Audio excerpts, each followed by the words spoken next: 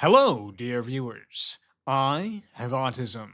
If you are somehow unaware, Witch Hat Atelier is a fantasy manga by mangaka Kamome Shirahama, first published in July 22nd, 2016. It's by all means an excellent manga, and one that has established a vice grip on my mental state. So, to feed the festering worms inside of my brain, I've collaborated with various fellows of the Witch Hat Atelier Discord server to create the iceberg that you're viewing today. I originally thought it'd be a good idea to use my usual editing program, GIMP, to make this iceberg, before I migrated to Google Slides and eventually realized that there's a dedicated site tailor-made for making icebergs. Incidentally, did you know that Iceberg Charts asks you to spend money to add images to your iceberg? I didn't. So, if you wish to bankroll my ego and advance my mental decline, I ask now that you subscribe. Extended thanks to the various community members who contributed entries and fact-checked this iceberg. Also, I assume this goes without saying, but due warning for spoilers. If you have any interest in Witch Hat Atelier, I recommend reading it. The first few chapters are free off Kondasha's site, and after that, well, I'm now responsible for your actions. Without further ado, let's begin. Rufri is the most common ship name for the characters Ulrugio and Quifri. This ship is the most well known in the fandom, with a veritable deluge of fan art, fanfiction, and theories about it. As of current, Quifri and Ulrugio don't have a canonical romantic relationship, but hey, we still have a couple more years left of Witch Hat Atelier. Maybe we'll see the husbands kiss each other someday. Oh, look, guys, it's custard. It's coconut. It's rice shay. Does anyone actually call her that? It's Quifri. Lots of characters have alternative fan names. There isn't much else to expand on this one. People just like calling their witches various cutesy names. Back in the far-off year of 2023, Kamome Shirahama made some fan art for the Owl House. This was circulated on Twitter and eventually acknowledged by Dana Terrace, the creator of Owl House. She'd eventually reciprocate by drawing some birthday art for Coco, and as a result of these events, lots of Owl House fans would become aware of Witch Hat Atelier, with plenty becoming big fans in their own right. The two pieces of media also have some similarities in regards to being quite progressive, with openly LGBTQ characters, both having magic and so forth, so on. I personally haven't actually watched Owl House, and I'm not a very good source for cross comparison. It's capturing audio now. I'll fix it in post. So my question for you is, how can you compare Witch Hat Atelier and the Owl House? Because I have not watched the Owl House. They're very similar because they're both like, normal girl gets introduced to the world of magic and is psyched about it, but then realizes that, oh, maybe this isn't as glamorous as I thought it was. They both have similar vibes. Like, they're both kind of cutesy and fun and sweet, wholesome, etc. Yes. Okay. Is that the summary of your comparisons? Yes. Okay, cool. Witch Hat Atelier has an upcoming anime adaptation. It was originally scheduled to arrive late 2025. Originally. It's since been rescheduled for 2026, to the agony of the Witch Hat fanbase, including myself. Regardless of the waiting hell, hopes are relatively high for the anime adaptation, at least mine are, with the trailer contributing to a good bit of the optimism. I, for one, hope that it isn't condemned to eternal development hell, and I really do hope to enjoy it next year. If I were smarter, I'd put a gag in French here, but I don't feel like butchering the language with my rudimentary middle school French. The French, unlike, say, the English or the Spanish-speaking fan bases, have a truly ridiculous amount of bonus content, only being rivaled by the Japanese special editions. The common explanation that I saw was that France subsidizes young readers, who subsequently spend their funds on manga, creating a larger market for the medium. This incentivizes French publishers to produce more content, which includes special editions. I personally own a couple of the tomes in the rapidly growing hoard inside of my closet. I do attest that they are of undeniable good quality, and bonus content is absolutely a treat for those who do love the series.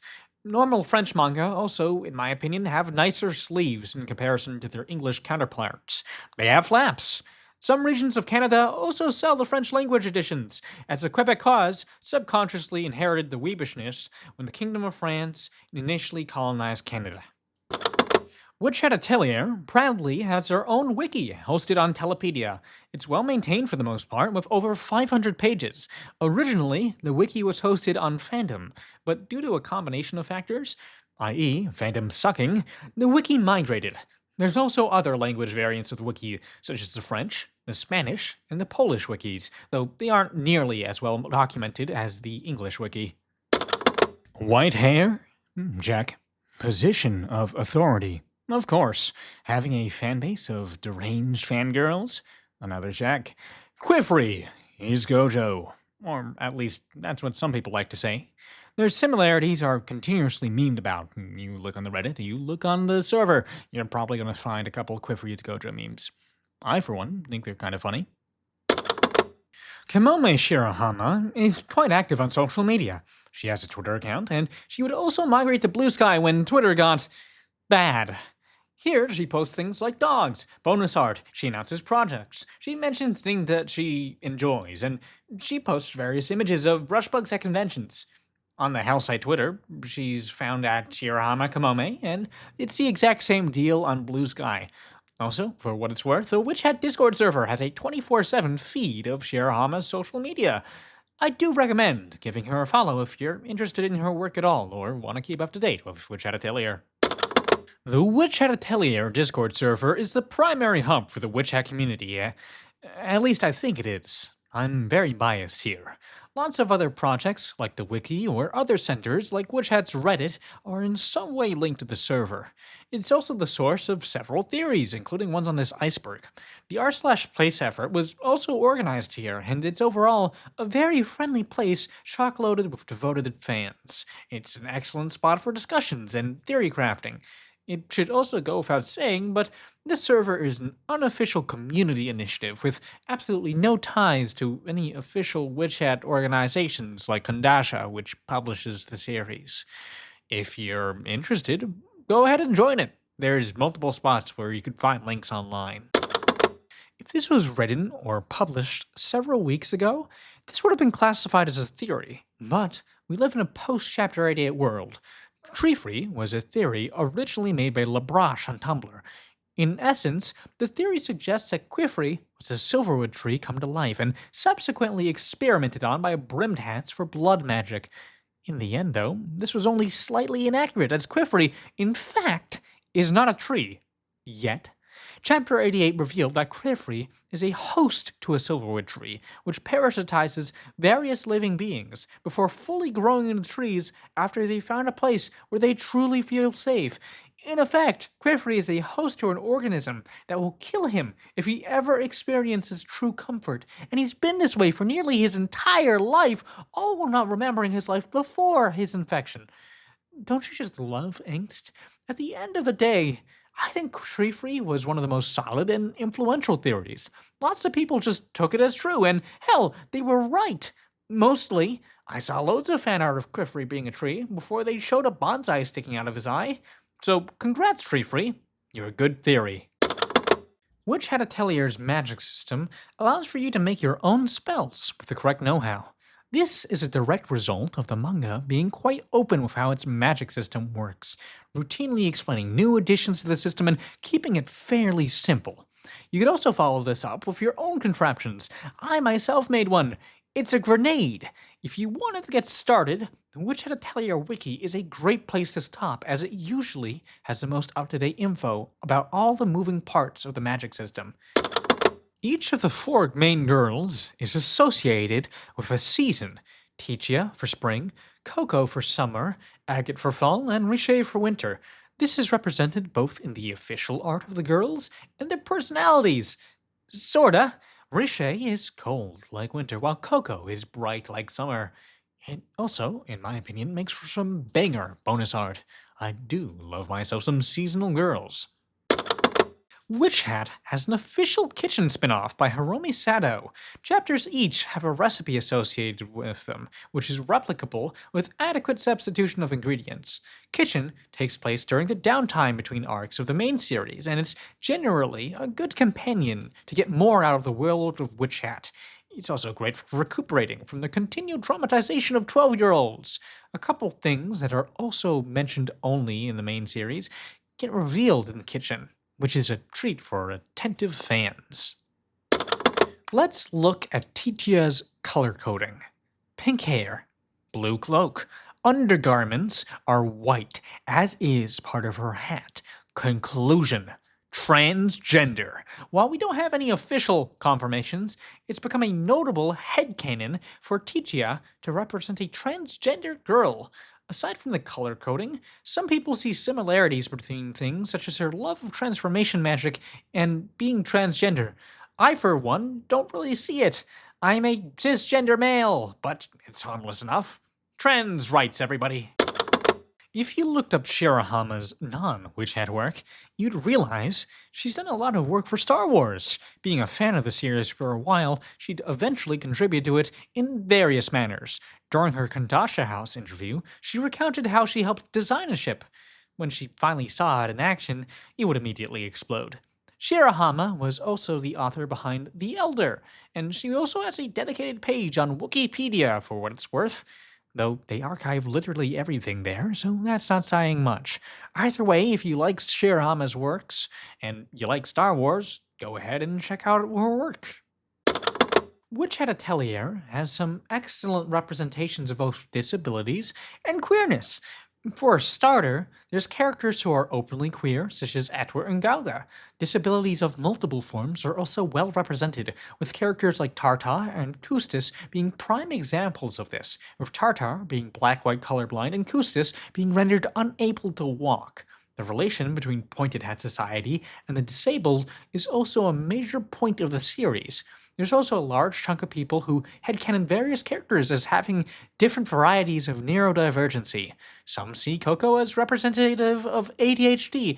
Others, including myself, think Rocher has autism. Go Queen.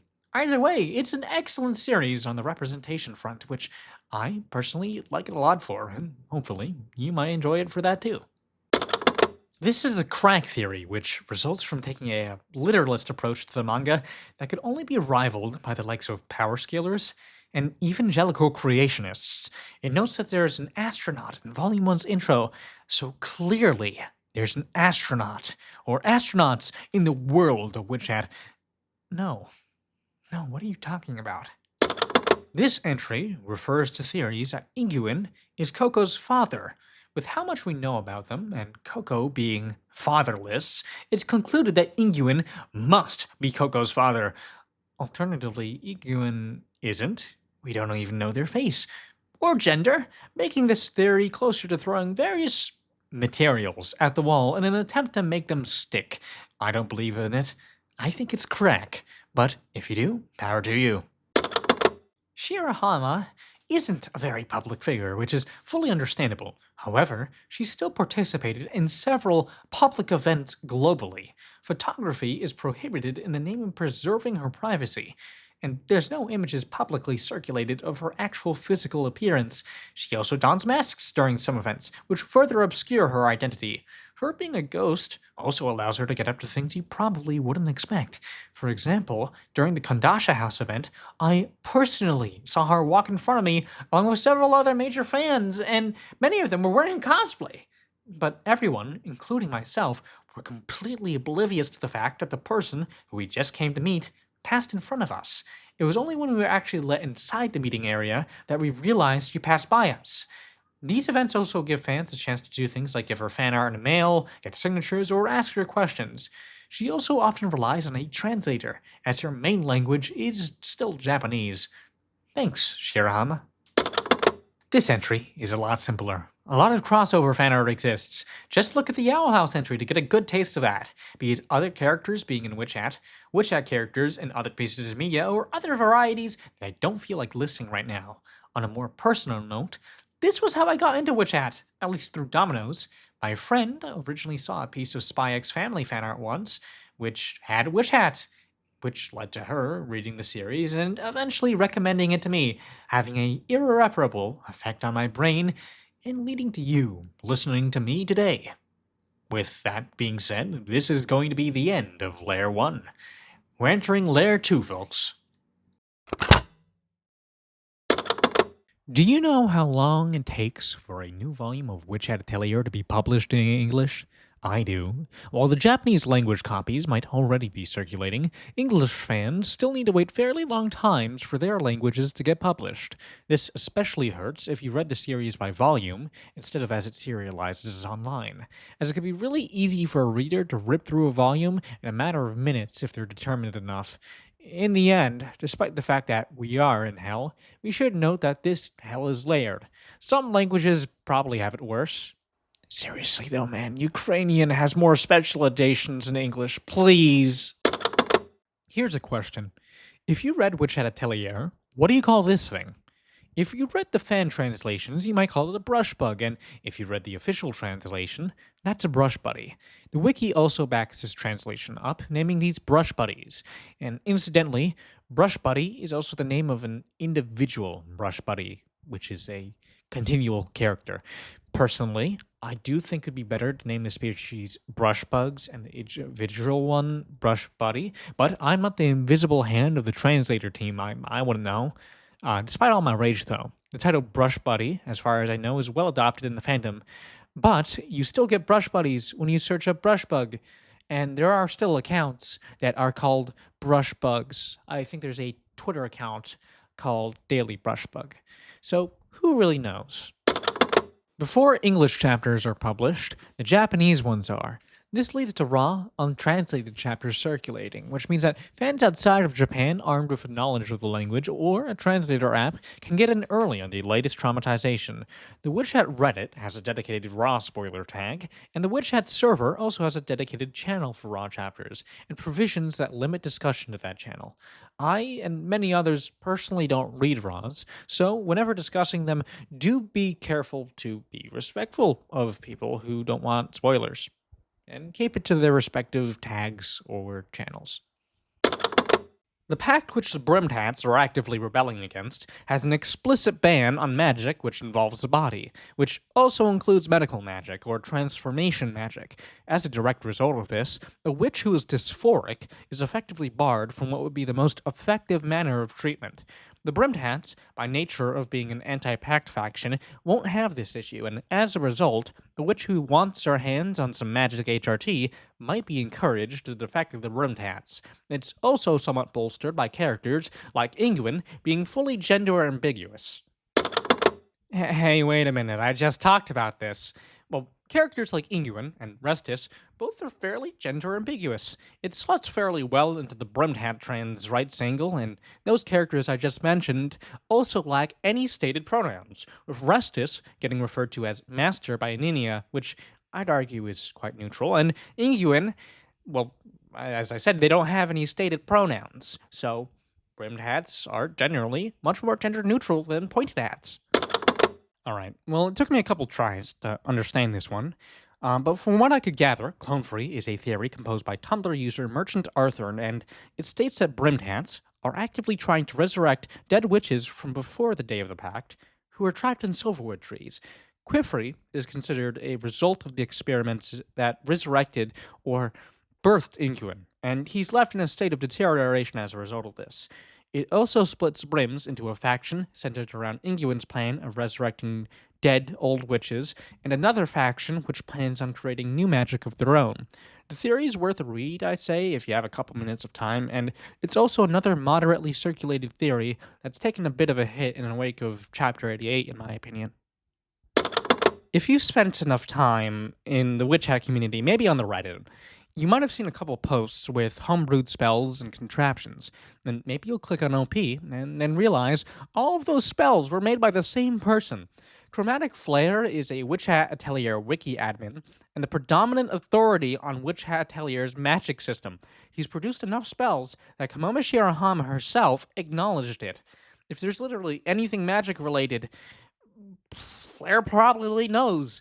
Chromatic Flare also has his own YouTube channel, which hosts a variety of his previously made contraptions, and he also put out a trailer for a spell seminar on the magic system someday, trademark, and plans on hosting a spellmaking workshop at the Otacon convention in August over in DC.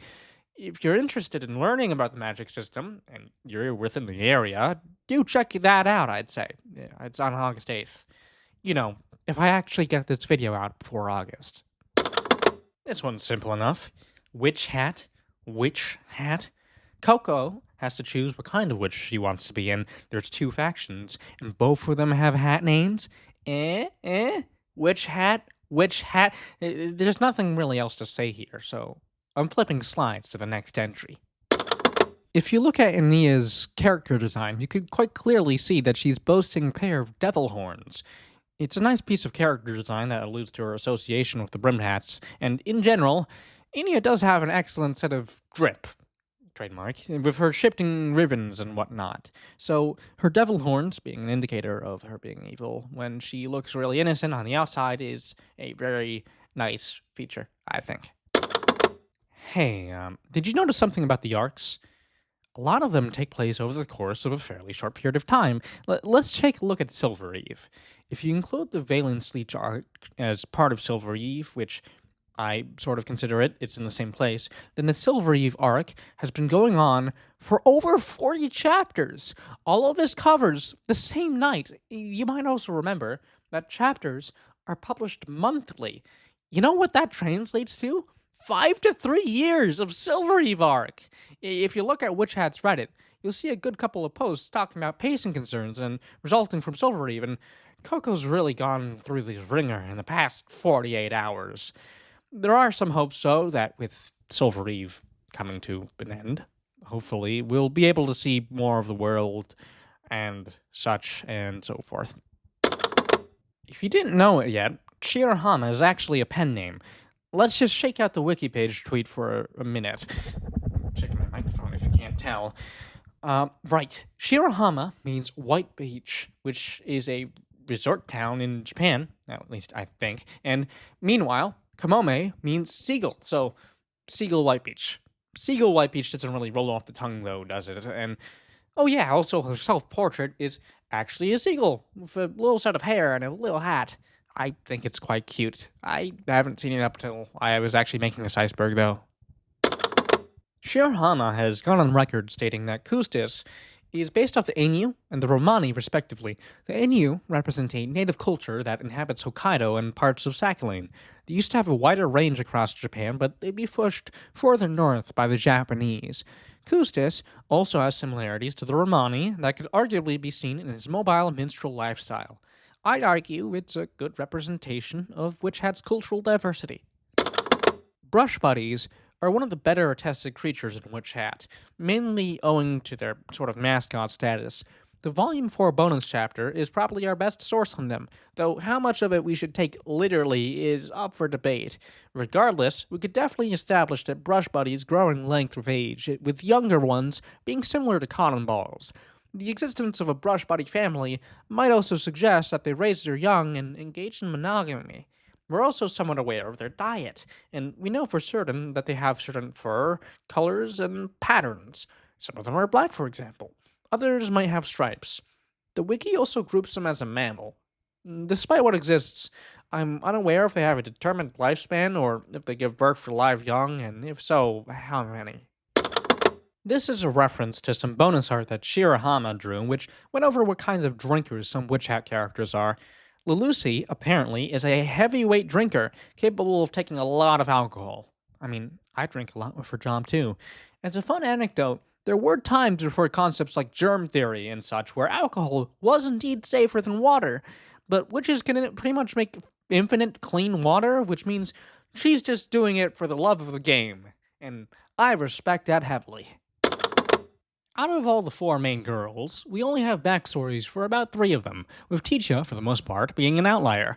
Coco lost her parents and was an unknowing, Rashay had brother issues, Agate had mommy issues, so what's left for Ticha? With the Silver Eve arc, hopefully, tying up, we might get to know more about what her deal is. Some people theorize that her backstory is going to be another tearjerker, with her bubbliness being a sort of facade. I don't quite see it, though. Man, counterclock spells are so interesting. Wait a minute, counterclock? What do you mean counterclock? Despite counterclock spells having, well, clock in the name, we haven't actually seen any mechanical clocks yet. If so, where are they? Surely people like the Grand Council or the royal family would have access to them. Where are they? This is sort of an instance of the Ottoman problem, where you have a footrest named an Ottoman in a world where the Ottoman Empire never existed. It could be that they do exist, but we just never seen them. Or non-mechanical clocks, like say sundials are used. But for now, who knows? If you're in this far, you're about at the halfway point of the video. Remember, if you want, go take a break, refill whatever snack you had, drink plenty of water. We have a good bit of ways to go. Also, at the time of recording, I got a little sick, so my audio might sound a little stuffy. Sorry about that. During the younger years of the Witch Hat Wiki, and I believe maybe before they migrated officially to fandom, they had an associated Twitter account, which they still have, which would make curiosity posts. These would help inform people about the world of Witch Hat Atelier and hopefully lead to more people contributing. I never got to see them because they were only on Twitter, but either way, they are still interesting. Thanks, Witch Hat Wiki. This character, Restis, or is it Latisse, has fairly recently been hit with some translation errors on the official English translation. This led to the same character having two different names, and at least a moderate amount of confusion. A couple say this will probably be ironed out when the physical volume is published, with this just being an issue with the serialized volumes. Witch Hat Atelier takes place on the Zoza Peninsula, but what is it a peninsula of? If it's a peninsula, there's a larger mainland that it's branching off of, and furthermore, what's the rest of the world like? We know there's more outside of what we see, but we don't really have it on a full map. There's also other questions, such as if the pact applies globally outside of Zoza, or if there's any other states out there? We're only able to speculate with what we have about the world outside of Zoza. Do you like a roofery? Like, really, really enjoy a roofery? If you do, you might wonder, what's the best way to convince others your OTP is the answer? Disinformation. Particularly during the fandom days, Ulrugio and Quifri's pages would be edited constantly to change their relationship to lovers, boyfriends, or husbands. These would be edited back by editors who disagreed with the concept of Quifri being wife-free, and also the fact that they aren't a canon couple, that too. They just live together and raise a flock of 4 girls together. Either way, it's less prevalent now that we're on Telepedia. At least I think it is. Mind wipe spells have occasionally been compared to lobotomies. Some link mind wipe spells to those who were lobotomized for being a minority. There's also the fact that mind wiping is pretty similar to a lobotomy in terms of, well, wiping your mind, permanently changing who you are, irreparably. You could also argue that the island where they dump the people who they mind wipe could be seen sort of as an asylum or a nursing home where they dump lobotomy victims. Raw sanity refers to the Witch Hat Discord server phenomenon of various members going insane from seeing the raw versions of Witch Hat chapters. It's mostly in jest, but probably also capable of rendering somebody mildly crazy knowing what happens before everyone else does, without the ability to publicly disclose it. You could also say this applies to those waiting for the translation when the RAWs have already released. They know it's there, but they can't see it. There's a couple scenes where we see somebody's in-universe hands drawing scenes in Witch Hat Atelier. On one hand, maybe this doesn't mean anything, but on the other hand, this might imply that the events of Witch Hat Atelier are a recounting of events. In that case, who's drawing? It could be Coco. Is it Coco? Maybe it's Inguin, who's on their mystery crap. I don't have a satisfactory answer, and we might not get one. Maybe we'll see old Coco with a bunch of her old apprentices recounting her life story. Or maybe it's Kamomo Shirahama in Witch Hat, in universe. Fun fact, did you know that Gilbert Baker's 1978 Pride flag had a turquoise stripe that represented magic and the arts? Oh. The cloaks of the main 4 girls happen to share colors with its original pride flag, which is either an insane coincidence or a cool nod to a piece of LGBTQ history. Quifrey, when he was originally designed by Shirahama, was intended to be a minor villain. During the process, though, she grew on Quifrey's design, and eventually shifted his role into being a full-time protagonist that we know and love today. Good thing he's not evil, right? Oh yeah, next theory. I consider this crack, but some people theorize that Quifrey, as a result of his general shadiness, is actually evil this entire time. I don't buy it. He's just a little guy who incidentally has mind wipes, his close confidants, and random old men, and being very emo with the quirked up poses. This mainly refers to some Halloween art that Shirahama did of the cast. Look at that. Quifrey has a crown of thorns. Sort of like Jesus. There's also some other symbolisms that Quifrey has to the Son of God. He was resurrected in a way by his removal from the tree. He's sort of a savior figure for Coco. Let me stretch a bit more. He's associated with water. It's still a funny bit of crack in my opinion, even if it falls apart after a brief bit of scrutiny. Another Quifrey entry? This entry refers to the theory that Quifrey's bad eye was stolen by the Brimmed Hats, and that they subsequently used him as a sort of security camera, looking through the stump. As a result, Quifrey augments his glasses to block out their window. It also served as an explanation to the experimentation and purpose of Quifrey getting treed. Like many theories before it, though, this theory could be seen as another victim of Chapter 88, due to Quifrey, being explained as being a tree and not a security camera.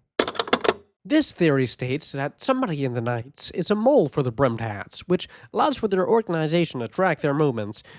Who is it? I don't know. Most of the knights we see are ideologically fervent in the pack, or at least loyal to it, but then again, we did see a member of the Great Council turned out to be a Brimmed Hat. What stops them from being infected by the corruption, too? If you've read Witch Hat, you'd probably seen a lot of unique fantasy creatures with their own names. Probably one of the best parts of the series, honestly.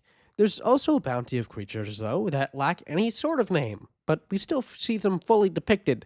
On the flip side, you also have creatures which are mentioned in name only.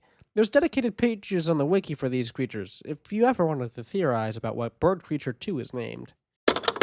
Similarly to the wealth of fantastical creatures, there's also a wealth of fantastical food items. You don't get potatoes, you get carapace yams. Which makes it all the more peculiar when there's bananas. Those are bananas in my fantasy manga. Ulrugio in Witch Hat Atelier Kitchen is just straight up eating a banana here. I mean, it could just be a look-alike, but you sure? Not much else to do here, so let's just move on. Shirahama does things outside of Witch Hat. A little bit of Star Wars. She does a little bit of dog posting here and there. Also, she does Fate Grand Order stuff. She was responsible for creating Dante Alighieri in Fate, and as a result of this, there would be some misinterpretations in regards to things she posted being related to Witch Hat, when in reality, she was talking about Dante. This one is some crack from the Discord. The moon isn't drawn too much, despite there being scenes with the night sky prominently shown. Some say this is because Shirahama doesn't feel like accounting for the moon's phases in her illustrations, which, yeah, that's fair enough. There's also still mentions of it, though. Quifrey handles full moon legumes in the kitchen, which does imply the existence of a moon, and it would also be a little bit weird if there wasn't a moon in the sky. I feel like generally that's a very common thing in all sorts of stories. Hey, remember Agate's mother? Well, yeah, I forgot about her too. I need to reread Silverwood. Anyhow, this theory by Tavas suggests that Adina is a Brimmed Hat inside the Tower of Tomes. The main parts going for this are centered around Adina's design, stuff like her cape and her earrings, and also agate angst, which I think is fun. Good news, viewers. The iceberg is almost over. If you've been watching this long, or maybe listening, do remember to take the occasional break, stay hydrated, eat food, rest your eyes. In addition, due to the increasing obscurity of some of these entries, they may be shorter. In advance, I'm sorry, I don't have much more to say on them. I welcome any corrections or additions in the comments, and without further ado, let's get back into the iceberg. When you listen to the origin story of Silverwood trees, you might notice something. They mention a witch. a witch before they had access to tools we know to make magic possible at all. This leaves the implication that the practice of witchcraft preceded the use of ink as a magic medium. If that's the case, what did their traditions look like before they had access to ink? An interview of Shirahama also apparently hinted that other sources of magic do exist in the world, likely being developed in this pre-Silverwood era, or concurrently with the Silverwoods. Some theories try to tackle what this looks like, and we'll get to one later. This is another theory that states that Zoza is in the south, mainly due to the warm climate and colder regions being, directly north of it. I don't think it's outright equatorial, however, as snow probably exists in Zoza. Maybe it's closer to something like Georgia. If you looked at Coco's hair color and got its hex code, then you went over to her cloak and checked its hex code, you'd see hashtag C0C000 for her hair and hashtag 00C0C0 for her cloak. What did Shirahama mean by this? I don't really know. It could just be a really convenient coincidence. Toko's mother, with her one chapter or so of screen time, has a pretty neat design. Go into some pre-Witch Hat concept art, though, and you'll see somebody who's somewhat similar. Look, it's not Coco's mom. Well, looks similar, though, mainly with the hair. This design, even if it wasn't a direct precursor to Coco's mother, might have informed at least some parts of her design, which is neat. Waiting for the anime sucks, doesn't it? So why don't we make our own? As such, members of the Witch Hat community, mainly from the Discord, banded together to start production of their own fan anime for Witch Hat Atelier. I also participated in this. That was before I improved my microphone quality, so don't listen to those takes. Since they've started production, though, it's stalled dramatically, with the server being fairly dead. I don't think people have even posted there in months. Maybe someday we'll get it, though. Who knows? This theory refers to a couple of things you can spot in Quifri's Atelier. Firstly, there's wood sorrel, which in-universe grows in graveyards. There's also apparently an endemic fox species called the Gravewatcher fox, which lives in the Nakiwan Downs, which incidentally is where Quifri's Atelier is inhabiting. This could be seen as a sort of death flag. You know, we just haven't cashed in on those yet. If you look at the chapter break art for Volume 14, which currently isn't in English, please, I beg, you might notice some familiar characters. It's Luke and Rey from the new trilogy of Star Wars, or at least two characters that look really, really similar to them. This is probably a nod to Shirahama's work on the Star Wars franchise. For April Fool's 2026, Shirahama posted art announcing a fake spin-off for Witch Hat Atelier. The two characters present were Aniel and Delwila. I think that's how you say that. The protagonists of another one of Shirahama's works, called, Aniel and Delwila, or Anidewi. 3 volumes comprising 15 chapters were released, and it seems to be well received by those who read it. Also, holy crap, Shirahama cannot draw an M16. Kustus is a tree. This parasitic infection that he's suffering from, interestingly enough, could also be compared to Cuscuta. Cuscuta is a parasitic plant that also, incidentally, affects trees, growing all over them and choking them out. Kustus having a very similar name only further binds the similarity together. It's a shame we don't have a good tree nickname for Kustus, though. This was first observed by Chromatic Flare.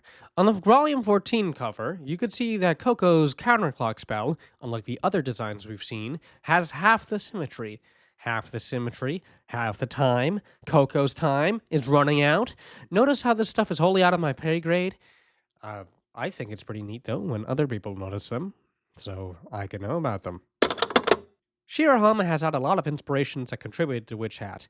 One of the ones among these was apparently medieval festivals which he attended. The medieval similarities in the world of Witch Hat can be fairly seen.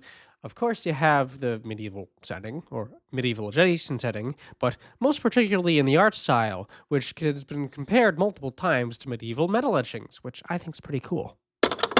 Shirahama loves tassels. At least, I think she does. She's put a lot of care into differentiating tassels and adding extra details.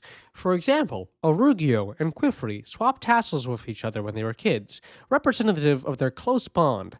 This also bleeds into their other works, such as Dante from Fate. Just look at how many tassels he has. Honestly, it's quite excessive. Tengu Kitchen is a manga with a kitchen. The protagonists show up, though, including the dog. Their bonuses that show up as pointed hats. Not much else to say about this cameo.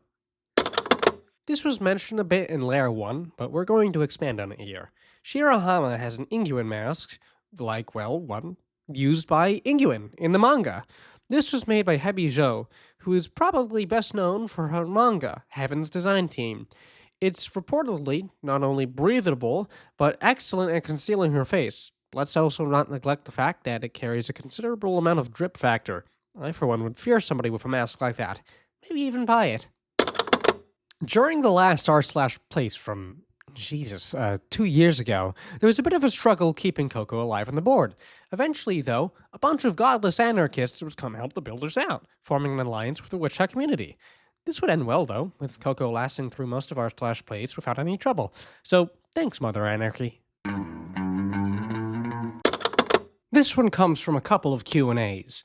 When asked about her favorite character, Shirahama has stated a couple of times that her favorite character is Brush Buddy, with her often making gestures to the Brush Buddy plush that's near her.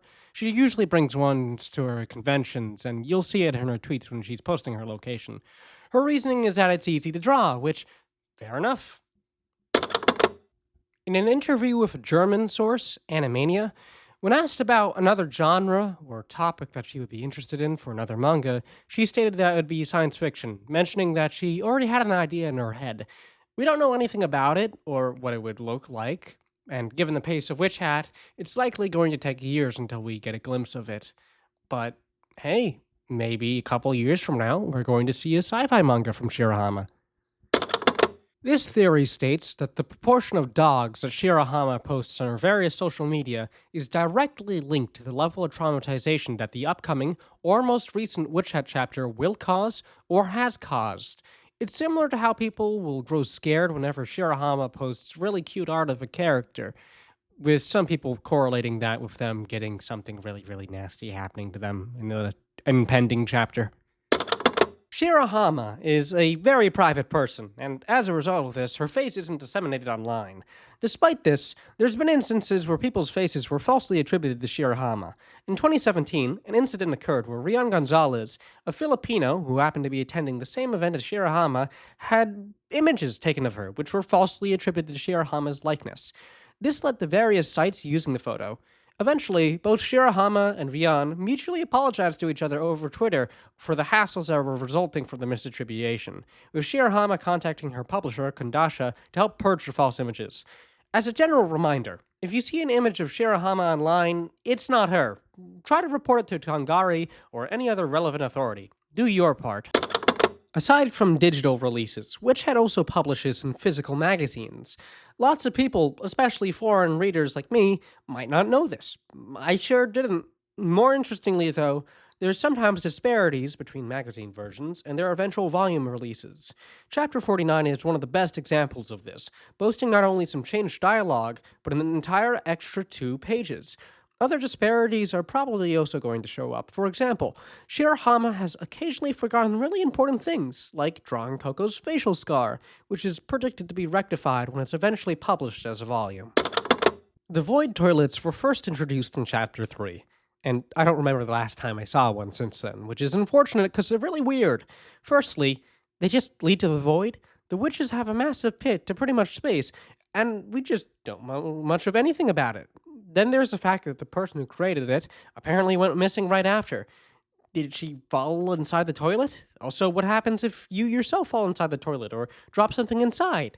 Is it just gone forever? What about small children? I could definitely see a young witch accidentally stumbling into the toilet that leads to hell. That's way more dangerous than fire orbs, I'd argue. I will admit, this one is a bit biased. I made this theory, and I put it here because I consider it proficiently crack. So, without a further ado, let's start. Witch ethnogenesis effectively theorizes that pointed hats, as a wider community, due to their differing cultural traditions from the rest of Zoza, along with their isolation leading to potential linguistic differences, their interbreeding only with other witches, and the potential existence of their own folklore indicates that they could experience an ethnogenesis into their own dedicated ethnic group. It would require witches to outwardly identify as their own group with outside the profession, which already sort of applies with the wider public thinking that witchhood is inherited. It also requires an internal ethnic label, however, with witches going, "I am ethnically a witch." But this might prove harder to develop with the knowledge of magic's nature within witches. Regardless, this theory operates off the assumption that this ethnogenesis hasn't quite occurred yet, but all the factors for ethnogenesis are here, making fertile soil for their split. It should also be important to note that this isn't a racial distinction, as witches don't seem to discriminate based on any sort of race by any metric. You have Juji and Kurkro, and they're both witches. A better way to view this might be like how one classifies Asians as an ethnic group, when Asia has a lot of diversity between Asians. One of the main wrenches in this theory, though, is that Shirahama seems to be indicating that a massive implosion of pointed hat society is on the horizon, which would throw off any sort of ethnogenesis for the pointed hats. There's also the fact that ethnicity in Witch Hat Atelier isn't that pronounced or cared about, at least from what I could see. Maybe Witch Hat is a post-ethnic or post-racial society? Ultimately, though, it's just a theory. Like the rest of the theories on this iceberg. You could falsify them, and they could be wrong. And with that, we've gone through all the entries on the Witch Hat Atelier iceberg. You know, except for any that get put in after I've recorded my audio and published this video. This was a bit of a trial to make, but in the end, I'm glad that I've put in the effort to make it. I haven't really done anything this ambitious before. I might take a bit of a break from projects this large, so don't expect any more 15-minute abominations. Shorter stuff, like those guides I make. I make guides, by the way. If you, for some reason, enjoyed me yapping for nearly an hour, maybe stick around. I'm gonna keep doing this. As of current, I make videos about stuff like Rani's Marine Corps, or Space Station 14. Rani's is a fork of Space Station 14, which is probably my biggest hyperfixation right now. You should also check out Space Station, by the way. Cool game. Say I sent you. Witch Hat is also up there with my obsessions, so I'll probably make more of that. Memes, simpler stuff probably. Maybe a theory video if I come up with anything else. Well, as always, I hope you have a good day, and thank you for your time. Stay safe out there.